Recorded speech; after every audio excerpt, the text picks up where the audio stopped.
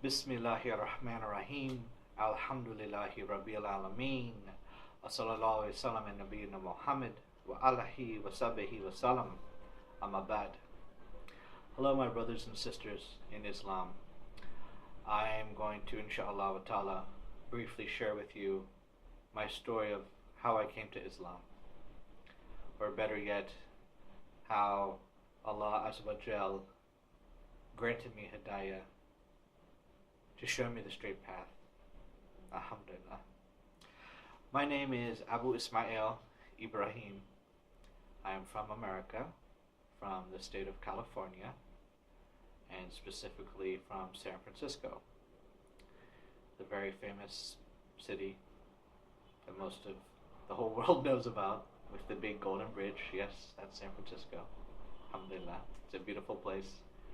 It's very expensive, but it's well worth it for its natural beauty and wonder. I first got interested in Islam quite a while ago, more than 20 years ago, in fact, around 1989, 1990. At that time, I was what you could call a hip-hop guy, yo, yo, yo, hip-hop. That was me, 100%. And this is before it was such a common thing.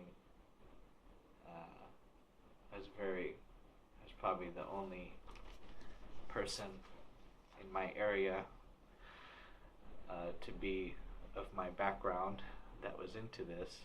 But alhamdulillah, for me, this was my path at that time, and it felt natural to me. And in this hip-hop at that time, there was some of the artists, some of the performers. They would speak about, in some of their songs, about some things.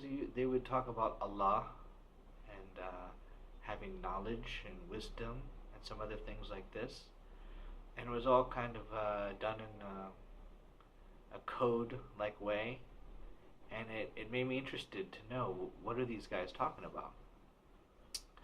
I came to find out that these performers, they were black Muslims, like from the Nation of Islam, we could say, in America. This is a group that came about in the 1950s, 1960s.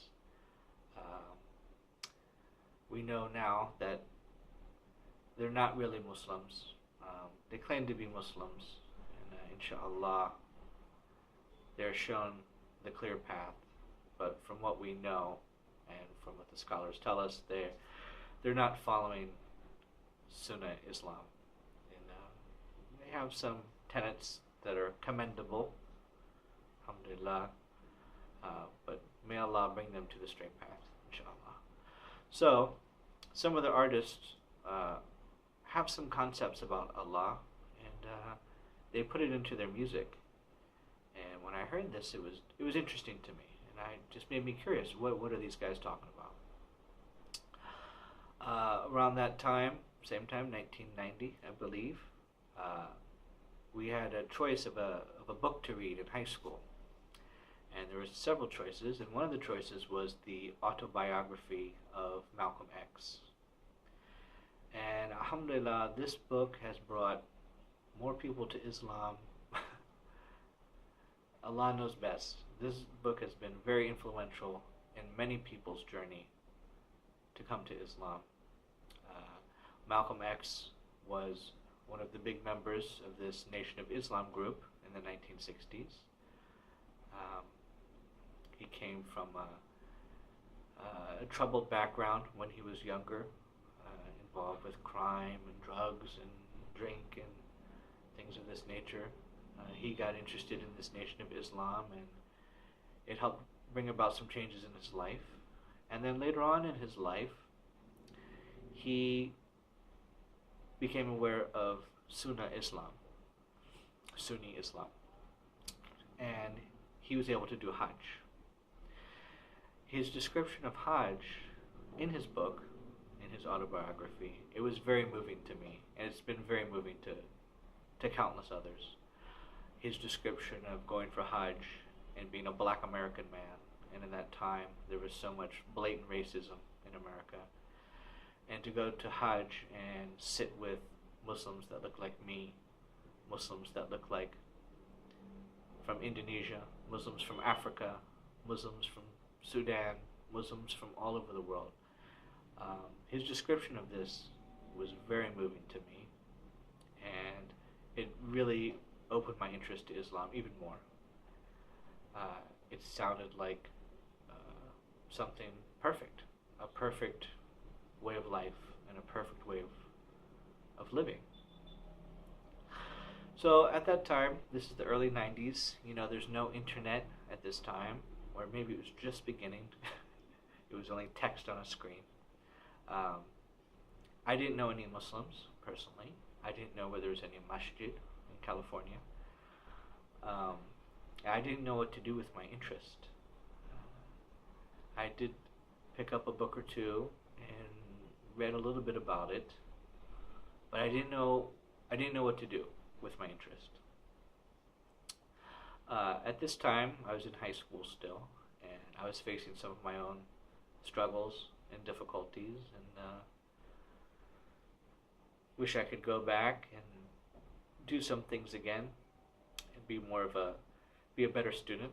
But alhamdulillah, this is the path that was chosen for me, and it's all part of the bigger picture for me, alhamdulillah. So at this time, started to finish high school, didn't have any plans, didn't know what to do. So I joined the Navy, which the U.S. Navy. Many people join the Navy for the same reasons. Many people join it for other reasons. I kind of joined it out of desperation. So I joined the Navy in 1993. I did my boot camp, my training in Florida, in America, of course, and in Tennessee. And then I was assigned to a ship, the USS Carl Vinson, which has gone on to be a very famous ship for many different reasons. So the ship was assigned in California, in San Francisco area, quite near where I was growing up. So I was happy to be able to go to that ship because it was still near my friends and things like that. So in 1994, the ship went on what's called a deployment, or a cruise, where we go out into the Pacific Ocean and go around and do exercises, and sometimes just spend weeks going in circles in the sea, literally a big circle. You could see it on the map, just going around and around, or sometimes like a 8 shape, just a circle. That's what they do sometimes. Our first stop, we were scheduled to make probably 8 different stops, so we went to Hawaii and Japan, and just staying like a week in each place, and Hong Kong and Singapore, and then we went into the Gulf, into the Arabian Gulf, and we visited Dubai, and we were in Dubai for about a week, and so this is my first experience for traveling abroad, going anywhere, and in Dubai, in 1994, it was nothing like today, where you see the huge buildings and, all the things over the top. There was some buildings there, but it was very, very simple place. But alhamdulillah, I got to hear the adhan, the call to prayer, for the first time in person. I don't even know if I had heard it before. Maybe, I don't know, on TV or just a part of it. Maybe I had never heard it in my life. Or maybe in a song, I heard part of it. But to hear the adhan for the first time in Dubai, it was a very moving experience for me. It really made me feel that, for the first time in my life, here's something bigger than me. Sometimes in the West we grow up and we're taught that it's all about us, it's about me. And this was the first time that I felt something bigger than me. And it was very awe-inspiring. And gave me the goosebumps on my skin, and my hair stood up on my neck, and it was, and I thought it was an amazing, I was like, what is this? What is this sound? And then, I found, oh yeah, this is from Islam, which I had been interested in. So at this point, I'm very interested in Islam. Yet again, this is 1994 now. I don't know any Muslims. I don't know where there's a masjid. I don't know what to do with my interest. I stayed in the Navy for about 4 years. After a few years, I became interested in Buddhism. I still had this interest for Islam, but I didn't know what to do with the interest. I know now I should have just found a masjid and went to find somebody to talk to, but I was kind of shy, and alhamdulillah, this is the path. What attracted me to Buddhism originally was their kind of peace and love, free spirit, free will, supposed tenets of belief. And at that time in my life, I had kind of become the same. Peace and love, man, and it's all good. I spent some time on the streets in San Francisco and kind of had my own peace and love experience, I guess you could say. So Buddhism seemed to fit in with that. Just be good and do your thing, don't bother anybody, you're good to go. So, got out of the Navy in 1997. I didn't have any plans or anything. My job that I had in the Navy didn't really give me any good training for the outside world. So I had a friend who said, hey, come and you can work in this restaurant with me and you can learn how to become a cook. So that's what I did. And I went to Massachusetts in Cape Cod, and I spent a summer there learning how to cook. And it was a hard job, but I liked it. There was a fast pace and a real camaraderie with the other workers. That's something that I enjoyed in the Navy as well, is the camaraderie, we say, with the other people there. I didn't like so much being told what to do, or the politics of the military and things like that. And by the way, when I was in the Navy, alhamdulillah, from 1993 to 1997, I wasn't involved in any war, or I didn't have to injure anyone or kill anyone or anything like that. Alhamdulillah. I'm very thankful for that. So, back, out of the Navy now, I learned how to cook, and then moved back to California and continued cooking. At this time, I'm still interested in Buddhism, but I'm also, I'm searching for, what is the real meaning of life, we could say. Many of us have gone through this. What's the big picture? Why are we here? So I began to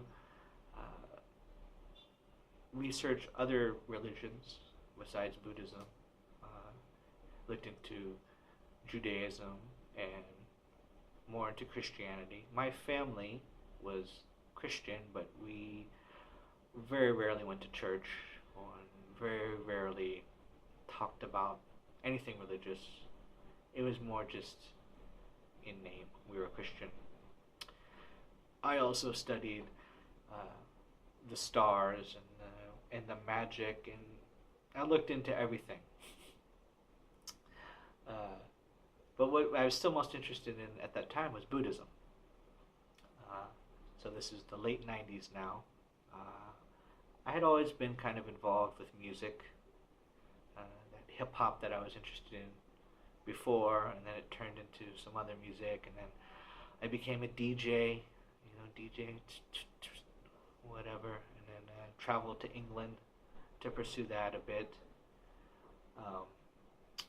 So this takes us to early 2000s now. I'm still interested in Buddhism. And still, I'm into this peace and love thing. So then I decided to travel. I had some money saved and I had some free time. So I traveled to Thailand. Ostensibly, I don't know if that's the correct word, to look into Buddhism and also other things. And it was interesting to see Buddhism in action, you could say, in a Buddhist country, instead of being in America and just reading about it. And I enjoyed myself there. Came back to America, continued with my work. At this time, I was still working in the restaurant industry. Now as a manager, I wasn't cooking anymore. Then I started traveling back to Asia again when I had free time. Eventually, I made my way over to Cambodia around 2006. It was kind of like Thailand, but cheaper and more old style. So I spent some time in Cambodia, still interested in Buddhism. And I would see the Buddhist monks in the morning. They'll walk from house to house, and they have a bowl, and they're asking for charity basically, and people give them food or give them money, and this is kind of how the monks exist, because they don't work, they're busy with their religious duties. So in the morning they do this. And when somebody will give them some food or some money in their bowl, the monk will he'll stand there and he'll, sounds like he's reciting something to the person, and the person bows their head, and then he moves on to the next house or to the next place. And so I asked some people, what is the monk saying? And nobody could tell me. They were like, we don't know what he's saying. And I just thought, that's really bizarre.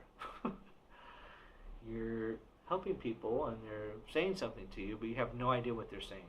And it was pretty universal. Nobody could explain to me what they were saying. They just said, they're making some blessing for you, for your house, and for your business. So, okay, strange, kinda. And that started to make me think something was off about Buddhism. Something didn't feel right. I've always been the type of person, if you're doing something or told to do something, you need to know why. Why are you doing this? Why am I doing this? What does this mean? What does that mean? So that raised some big questions in my mind about Buddhism. It made me start to think, something's a bit off here. It also started to make me think about the whole nature of religion and the nature of man and why are we here and how we live our lives. And the thing that attracted me to Buddhism was when I was younger was because the lack of kind of rules and free will, free spirit, man, But then I started to realize, man, women, we do need rules. We need rules to live by. And not rules that are so strict that our entire lives we're like a robot, but basic rules of how to worship, how to eat, how to take care of our finances, how to clean our bodies correctly. And all these things, as we know, are found in Islam. Alhamdulillah. So, at this time, traveled back to California, went back to work. About 6 months went by. I had a chance to go on holiday again. And so I went back to Cambodia. While I was there, I went to visit a town near the seaside. And I saw a masjid in the distance. And I told the taxi driver, I'm interested to stop there. I just want to take some photos. And the man told me, are you interested in Islam? Because I have a friend, he's Muslim. The taxi driver wasn't Muslim, but his friend was. He said, if you're interested, I'll introduce you, and you can talk to him. It's like, okay, great. So that night, I met his friend. His name's Usman. He's still a dear friend of mine. and he invited me to the masjid. I think it was around Isha time. He invited me to come in the masjid and sit, and he didn't have much English. He still doesn't have much English, alhamdulillah. His English is much better than now. He said, just sit, and I sat on the side of the masjid, and I just watched the Jama'ah do the Isha prayer. And when I saw them pray, I just knew in my heart, I want to be Muslim. I had had this interest for a long time now. Now this is around 2009, 2010, so this is 20 years off and on that I had some interest in Islam. And when I saw this, I knew I wanted to become Muslim. I would have said Shahada right then, but everyone's level of English was so low, they didn't feel comfortable explaining to me the meaning of Shahada. And so they told me, okay, you go back to America, just go to the masjid. Someone can help you. Okay, so I go back to America. Still, I'm shy. I don't know why. It's 2010 at this point. Actually, we have the internet at this point, and I started to research more because now I was very interested. Very, very interested in Islam. And I found some videos on YouTube, like many of us have done. And the ones that really made me even more curious were some videos talking about the science in Islam, the baby in the womb, some things about the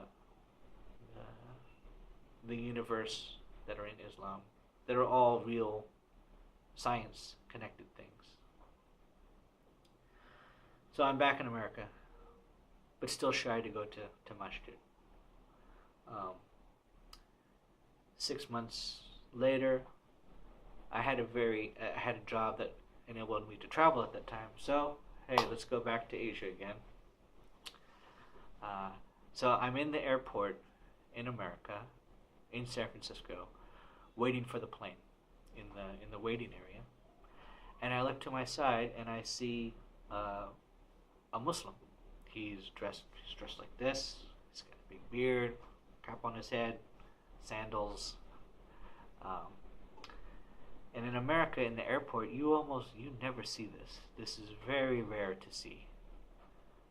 We all know that America has many problems with Muslims. Alhamdulillah, there's many good people in America that don't have problems with Muslims. But there are many that do have problems with Muslims. And even those that might not have a problem with Muslims, there's still things in people's mind, ideas, stereotypes. Even amongst some of the most liberal and smart people, they still have these things in their head because they can't help it. When they turn on the TV, the news is telling them Muslims are bad, Muslims are bad, Muslims are bad. And this person could have could be a doctor from Harvard University, and hey, Muslims are bad. It takes an extra step of research to realize, hey, no, Muslims aren't bad. There are people acting as if they're Muslims and doing bad things, but the religion of Islam is not bad. So, I'm in the airport, I see this man, and everyone around me, the waiting area is full. Everyone's looking at this man like, they're looking at him like this, out of the side of their eye. And I can see the looks on their faces, and you can see they're thinking, who is this guy? Who is this guy getting on the plane? Then I look at the man, and the man, his face, he just has a huge smile on his face, and his face is filled with nur, with light.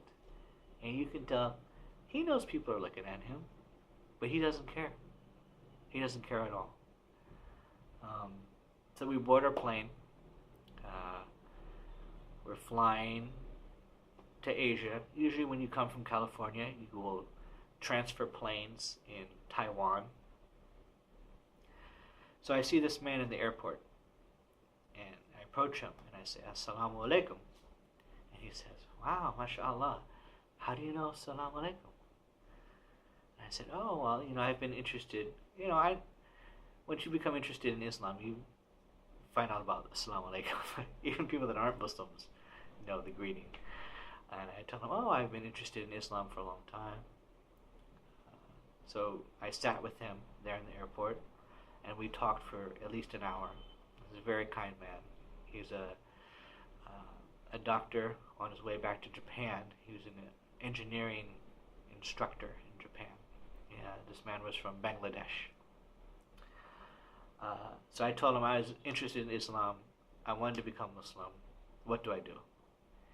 So he gave me his email for his friend back in California. He said, look, when you return back to America from your holiday, email my friend. He can help you. So I went on my holiday again. When I got back, emailed his friend right away. His friend also from Bangladesh. His name's Humayun. And I'm probably not pronouncing it correctly. Humayun.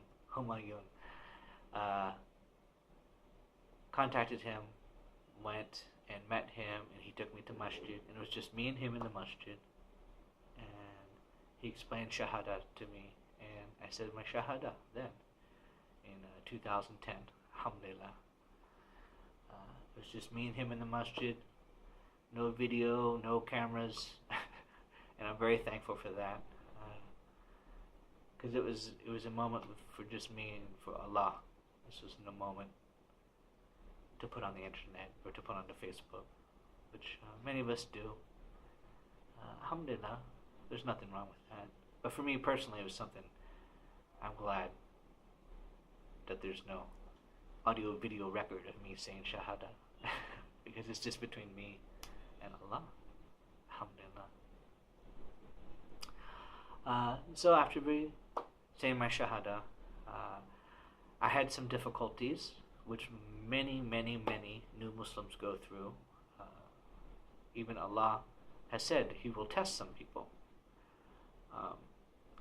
So honestly, for my first 2 years, I didn't really follow the religion too well. There's many things I didn't understand about the religion, because after I said Shahada, I didn't have too much contact with the man who took me to the masjid, and I didn't know any Muslims in my area. And there was many things. There was, for example, let's say, for example, it's time to Asr prayer is at 3:30. So I thought that at 3:30 exactly is when you had to pray.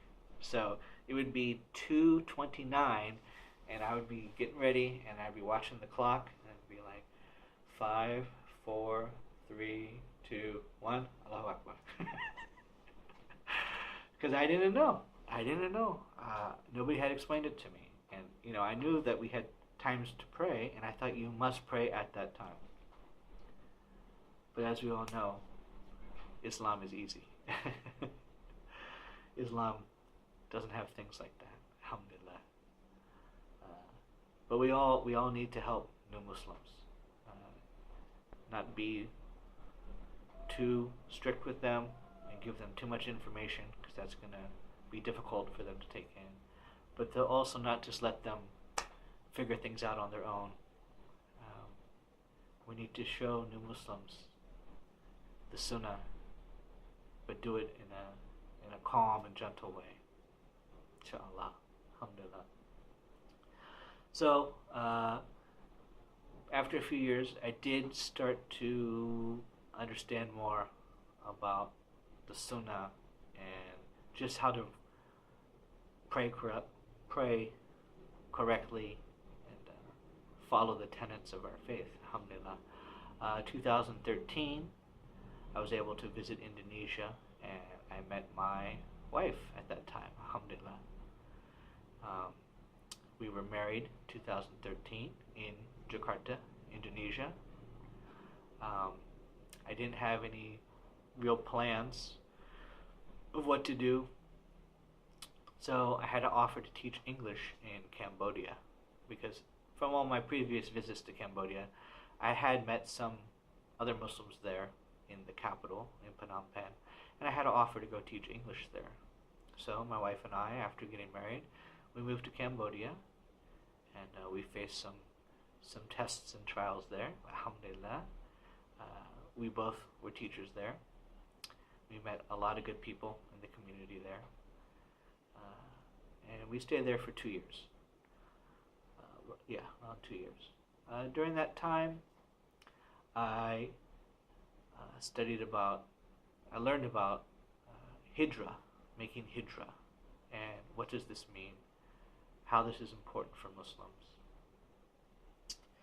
I also became interested at that time to pursue an Islamic education because I felt like I wanted to share with other people not only my story, but get the correct Islamic knowledge to share with people, to help them stay on the Sunnah and the easy, straight path. So I went online and I made all the applications for the schools in Saudi, and I also looked into schools in Pakistan. Any Islamic school I could find, I applied for it. I was told for all the schools in Saudi I was too old. Alhamdulillah. You know, they're a little strict with their requirements there. So, you never know. You think, oh, maybe there's a chance. But I stopped thinking about that. But I wanted to pursue making hijrah. So I made niyat. I made my intention that I'm going to take my family and we're going to live in a Muslim country. And alhamdulillah, sometimes Allah provides in ways you never know. So probably 6 months after that, maybe less, we had the opportunity to move to Kuwait, Al-Kuwait, which we did. And we lived in Kuwait for 2 years. I was teaching English there as well. Alhamdulillah, we had our first child there. And learned some very beneficial things living in Kuwait and living in the Gulf and visiting Dubai many times. It was very beneficial. Part of the reason I wanted to go to Kuwait was to try to be near Saudi and thought, maybe I can get into Medina University or one of the universities in Saudi somehow. But nothing came of that. So at this point, I'm very interested in pursuing Islamic knowledge. So where can I go? Where's going to accept me? So I started doing research. And I found out that, maybe I could study in Morocco. They have some universities there. Not really for Islamic studies, but more to study Arabic. So we left Kuwait and we moved to Morocco. Things didn't work out there because the paperwork to study in the university, it wasn't happening. Alhamdulillah. Met some good people there. I was able to study Arabic a bit with a private lessons with a private teacher there. So the visa was about to expire, and the whole reason we moved there was so I could study in the university. But it's not possible. So what are we gonna do now? So while I was in Kuwait, I had met some of my English students were from Sudan, and they were very kind. Some of my best students. People from Sudan are very kind. Period. And I started talking to them about Sudan, etc. And I had this idea to move to Sudan, but I was kind of worried because there's a lot of bad press about Sudan. If you just search on Google about Sudan, you just see like horrible things. So of course, if you go somewhere, often you'll see it's not the case. A lot of this is, there's some bad things there, but there's bad things everywhere. So we said, hey, let's try going to Sudan. I heard about a university there, a good university, and I talked with them, and I got accepted to there. So we moved to Sudan, alhamdulillah. Sudan, like I said, people are very nice, but it's very harsh there. The weather's very hot. It's hot in Kuwait, too, let me tell you. It's even hotter in Kuwait, actually, but Sudan's very, it's harsh, but alhamdulillah, the people are great. And there's lots of opportunities there to study Arabic and for Islamic studies. But after we were there in the first week, I got contact from a friend, and he said, you should check the list, the acceptance list from Medina. I think your name's there. And so I looked, and there it is. There's my name. Alhamdulillah, I was accepted to study in Medina University, which is amazing considering my age. But and I didn't get any help with this from any big man in Saudi, or no one helped me do this. This is really, anything is possible if Allah wills it. It's really true. So inshallah, I'll be starting Medina University here in a few months' time. Inshallah, may Allah make it easy for me to get there and get all the paperwork done. Inshallah, and may Allah make it easy for all of us to pursue knowledge and to be good Muslims and good fathers and good wives and good children.